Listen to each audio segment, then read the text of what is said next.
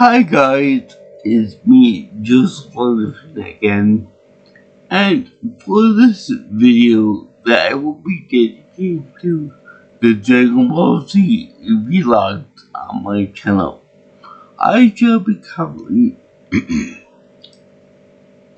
episode 19 of season 2 of this fabulous show, and the name of the episode is Unknown Enemies, which I like this episode title.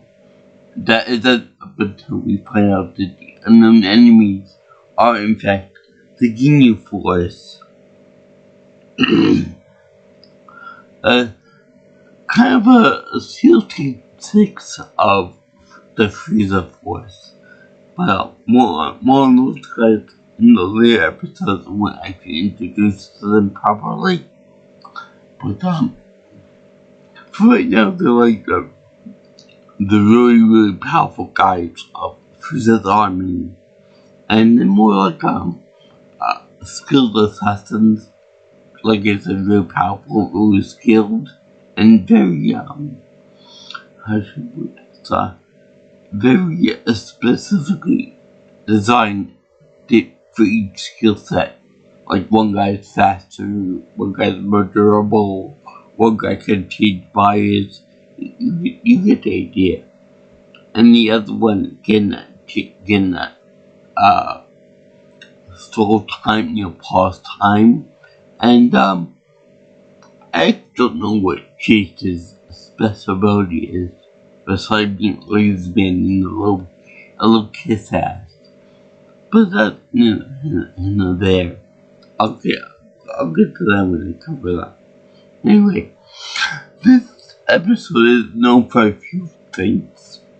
Number one is star animation. Number two, when Goku is training under 100 times normal gravity from the high, real fast punches, and they use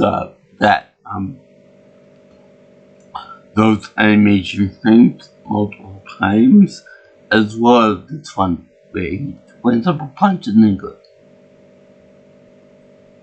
And they use that a few times too. Also, the voice of Captain Ginyu is revealed to be the guy that does the narration for this. And I don't know, but I noticed a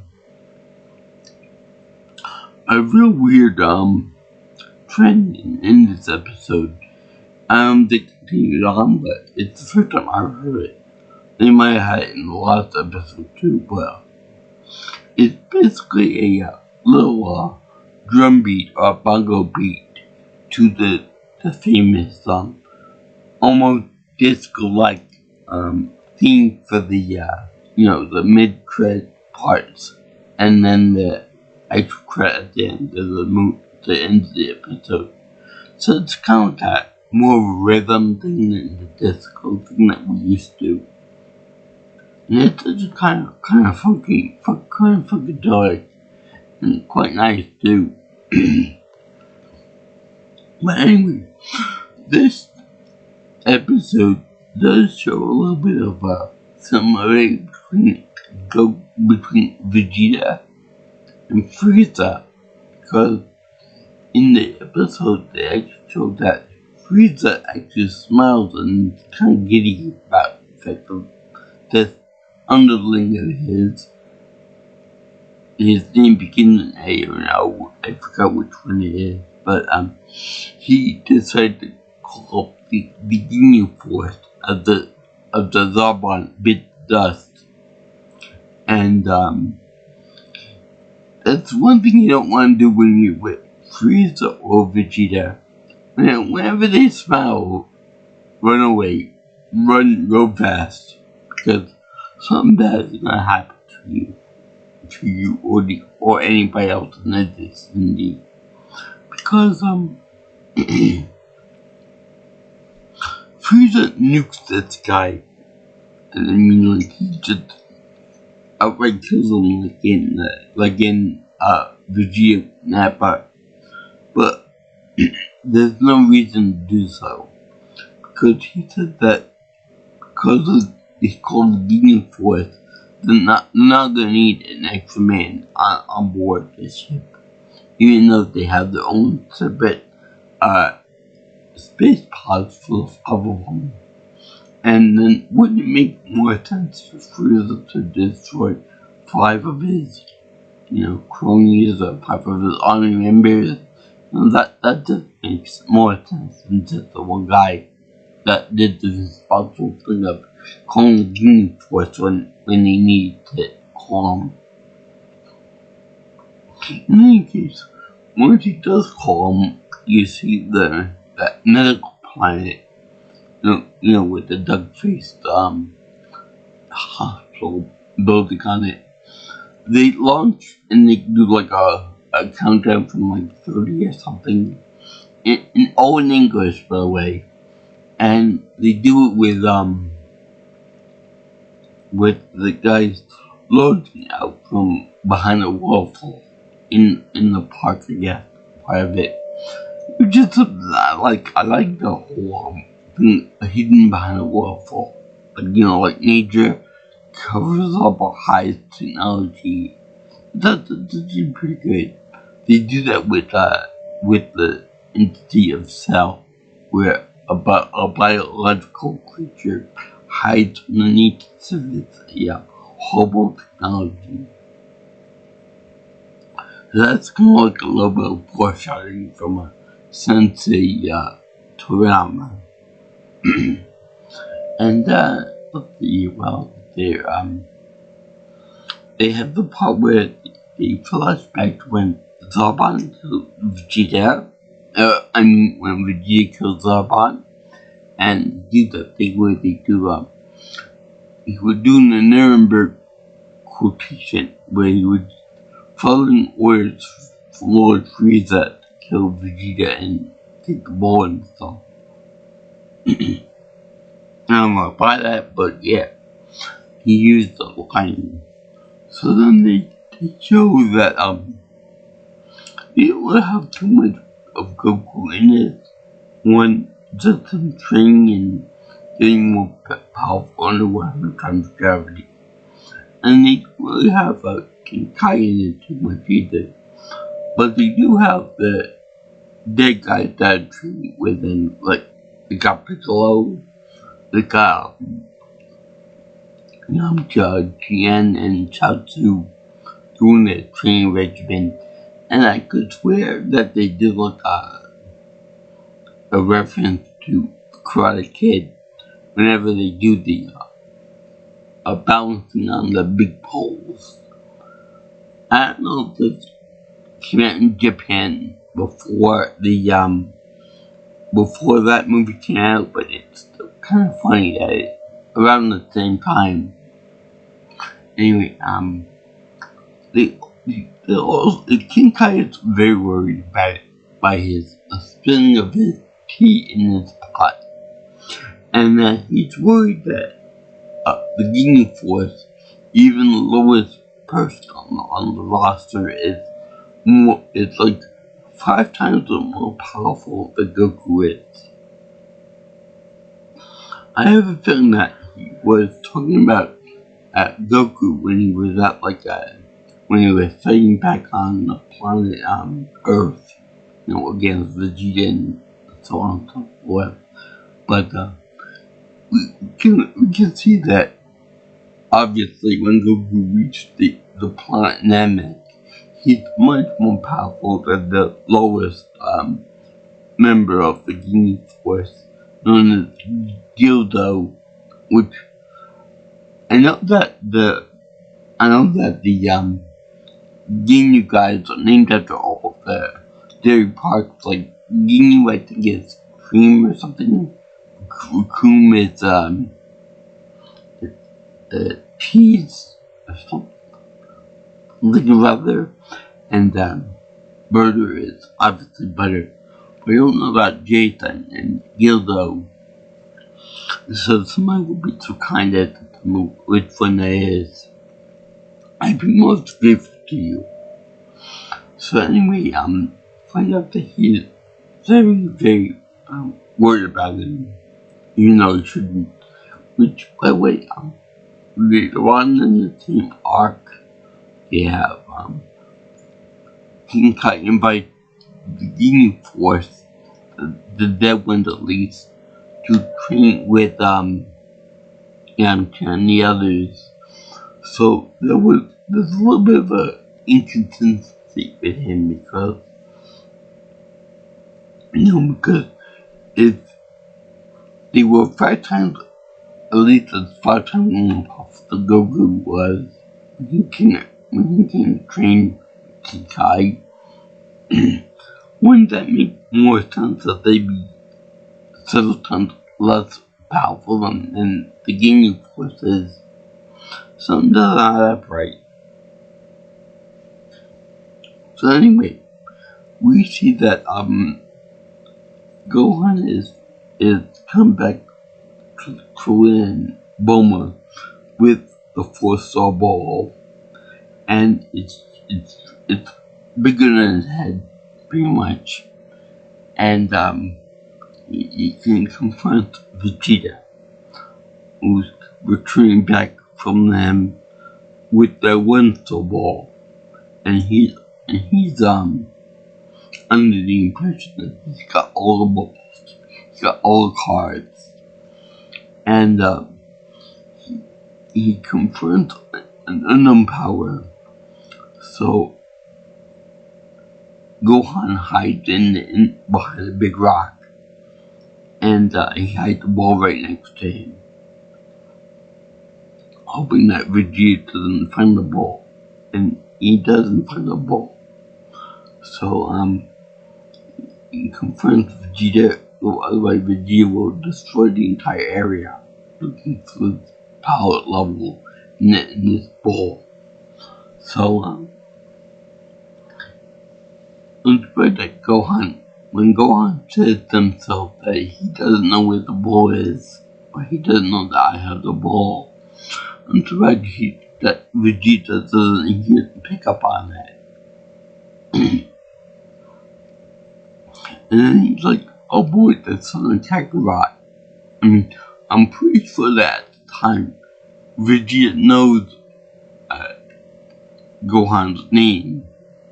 So when he goes to investigate him, he should see that he should address him by name. And then he does something that's kind of perverted, at least in my view, in that he says that you, me, and your father are last of the same race. He actually pets his head and he almost like caresses his face, kind of like a pedophile would do. And he said, no, we gotta protect each other because we're brothers now. And then he gives him a hard knee to the chest area. And this is kind of like a douchebag move saying, I'm more powerful than you, kid.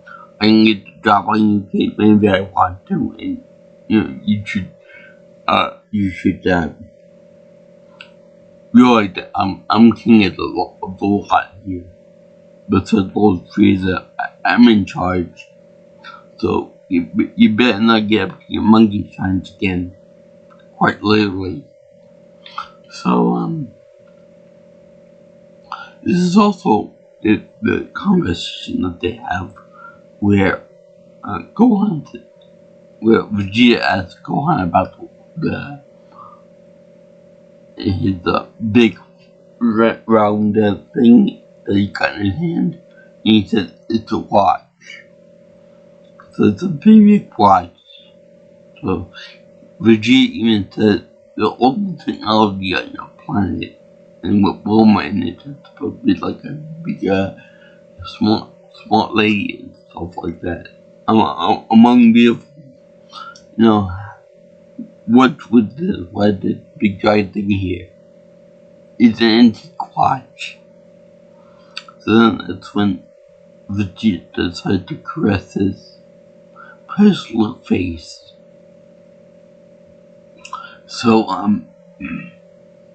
I can't agree with that. that they should look out for each other. But if you notice, like it's in the last episode, that rather than outright killing the kid, because he knows they got the power to do so, he just gives some heavy damage to the chest region rather than outright killing him or crippling him. So that was good on Vegeta's part, to show that he's not all 100% bad. He's more than 90% bad. It's at the point. So anyway, they show that, and then they show him going on his merry way back to the making village with the other ball. Where he put the other ball. Then he'll go on, picks up his one soul ball, picks up his fourth soul ball, and goes back to the other humans.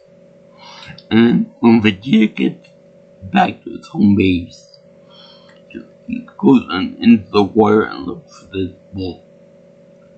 And he can't find it.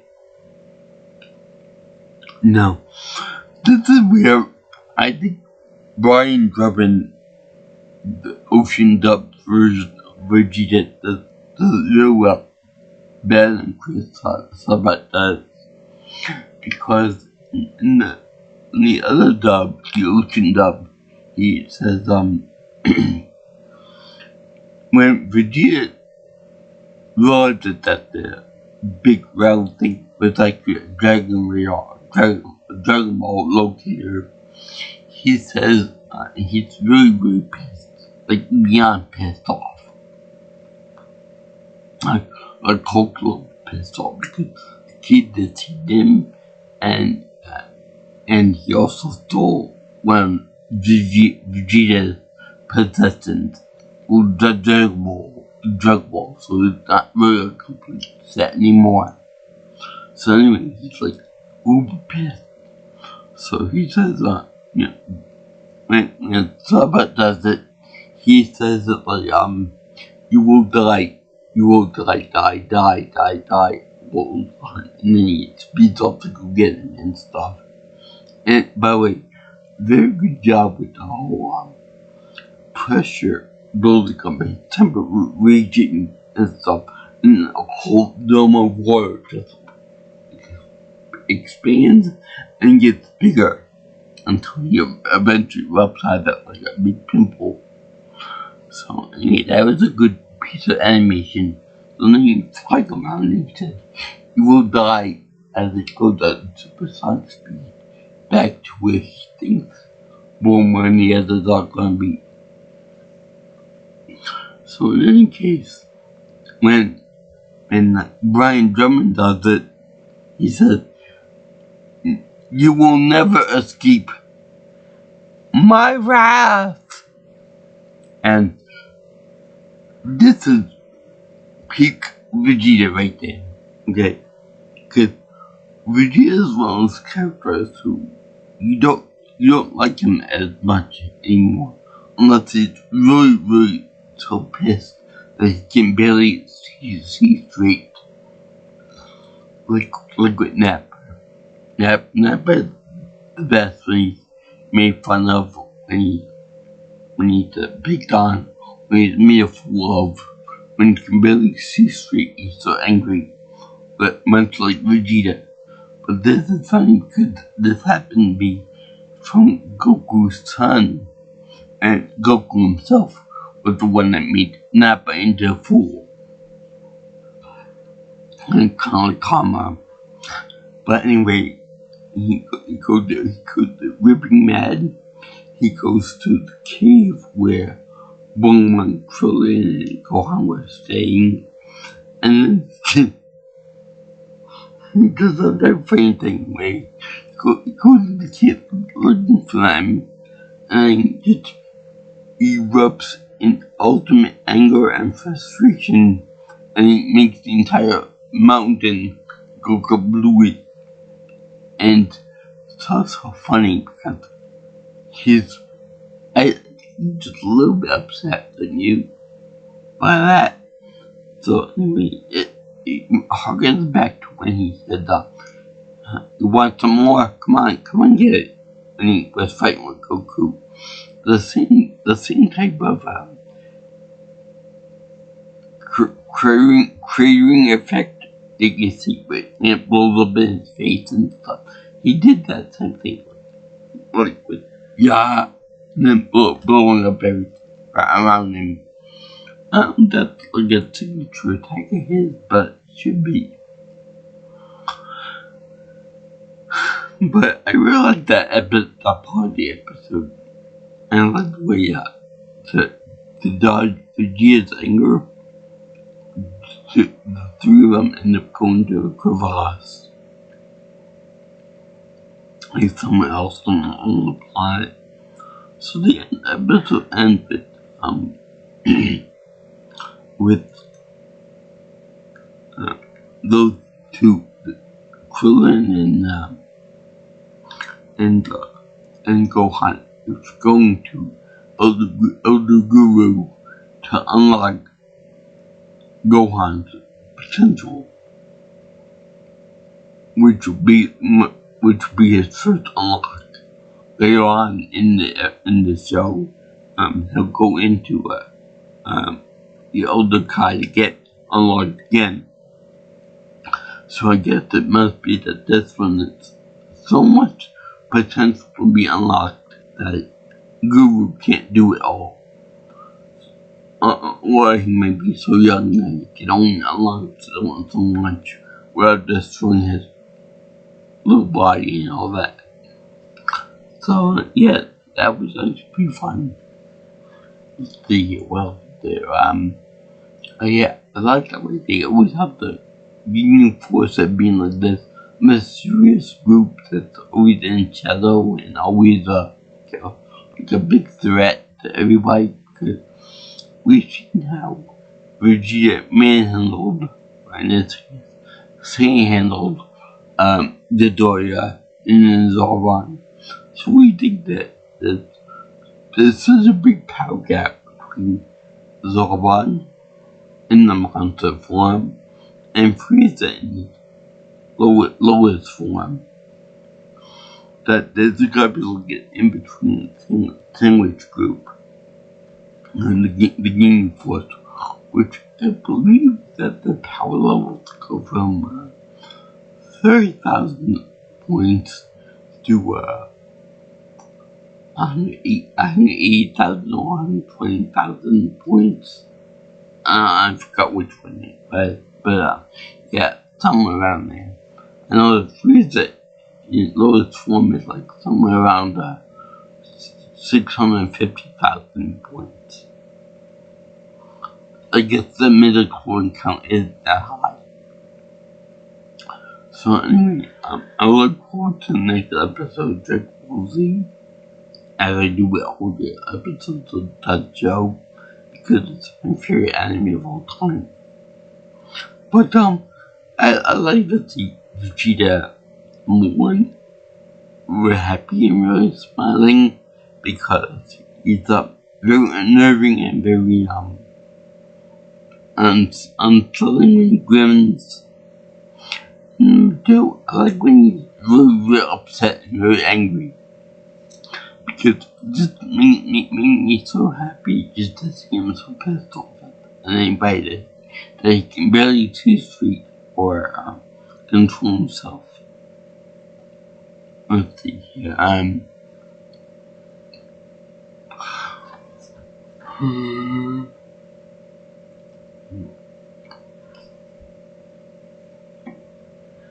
also find it interesting that Bulma has to pack everything back into capsule. Or she doesn't throw it in somewhere and it pops up.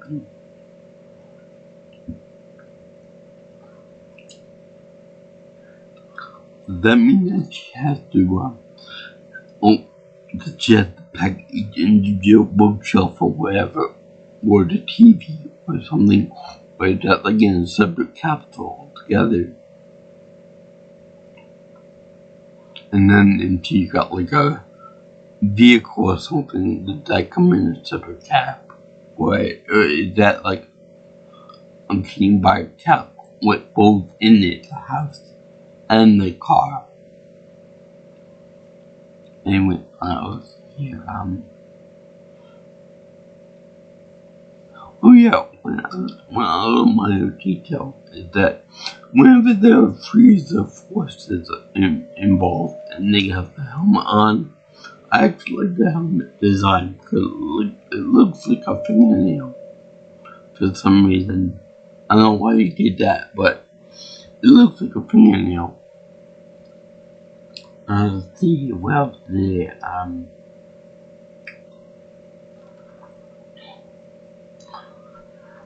it's funny, but when it comes to Frieza, he kills enemies and he kills his own men for no reason other than he just so like it. But whereas with Nappa just died because he failed in his mission and it made Vegeta, I guess, ashamed of him or something. That's why he died. But Frieza just does it without any reason whatsoever. And I mean, Vegeta killed his man just because he failed him. It was a weak reason, but it was the reason on the left. Frieza just killed him just because.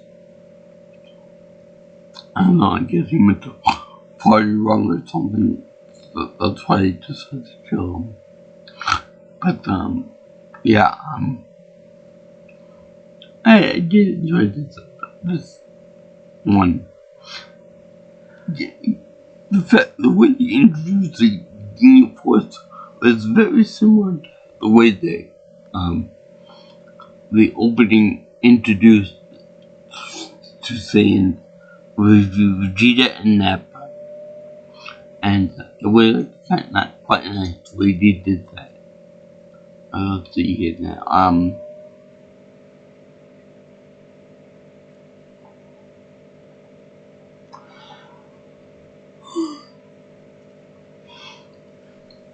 Whenever a new enemy comes into play,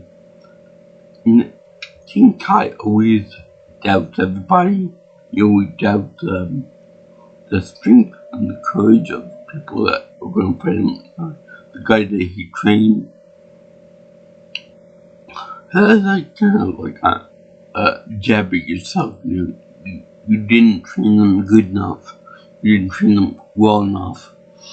It's like kind of funny that when the Ginyu Force's name was like revealed to everybody, Piccolo perked up his ears, almost like he knew about them. He knew of their reputation, probably from the past or something else, but he knew that it meant trouble, especially King Kai was worried about it. And if you notice, whenever the new guy, he always makes him like that's the newest big bad of the world. Like Frieza was of course the big bad, and you have Cell, and then you don't know too much about Cell or the androids. But when it came to Boo, he would know about Boo for a long time, but he never mentioned him. I don't know why, but that's the way it came. Anyway, yeah, I like this episode. And thank you for watching my little discussion with a fanboy geek out over episode 19 of season 2 of this great show called Unknown Enemies. This is a great Dragon Ball Z episode from a vlog series, and I give this episode a happy face season 4 because it's freaking awesome. It's great. some guy was involved with this, and they were genuinely worried about something, and that he didn't have much faith in it. People does he? Not like make it Miss Miyagi that we have a faith in whoever trains. Let's see here. There's also the fact that we get an introduction of the unique force, like the super elite characters. And apparently later on Vegeta will know who they are. But past the British Goku. Not so much with the other guys, but Goku, yeah, he does know who he is. And he, of course, you know, he doesn't like it that much because apparently Goku rubbed him the wrong way because he's more powerful and he's with the unique force. But anyway, if you guys like what you hear and you want to see more of my views in my channel, you always like, comment, share, and subscribe to my channel. You can also contact me for future information on my videos by calling me or text me at 631-707-3707.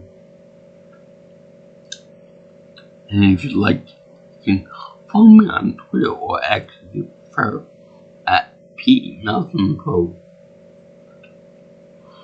Let's see. Oh yeah. My email is jjsveganchannel@gmail.com. And I would like to salute anyone who likes Dragon Ball Z or anime in the name of the Akira, the Goku, and the Holy Kamehameha. Amen. Peace out, my brothers and sisters. I'll see you in the next video. All you girls and guys in internet land. Sayonara and amazing. Arrivederci.